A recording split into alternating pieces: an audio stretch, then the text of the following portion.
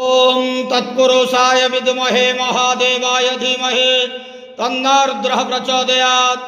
भवाधवळेश्वर महाप्रभो दीपं यदि परं ब्रह्म दीपं यदि जनार्दनः दीपहरतु मे पाप पूजा दीप नमस्तुते।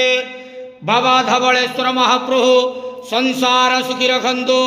आज शुभ गुरुवार समस्त श्रद्धालु भक्त मान को आशीर्वाद करंतु, मनस्कामना पूर्ण करंतु, कर्म क्षेत्र उन्नति करंतु, ग्रहरिष्ठ खंडन करंतु, जगतर मंगल करंतु, विश्वर कल्याण करंतु, आपणकर नाम प्रकाश करंतु, सेवकर डाक श्रवण करंतु, समस्त गुआवसा भक्त मानकर मनस्कामना पूर्ण करंतु। महाप्रभु धवळेश्वराय नमः। संसार सुखी रखंतु आनंद गेवार। हरि बोलो।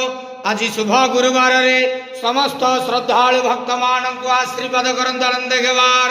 हरि बोलो। बाबा धवळेश्वराय नमो नमः।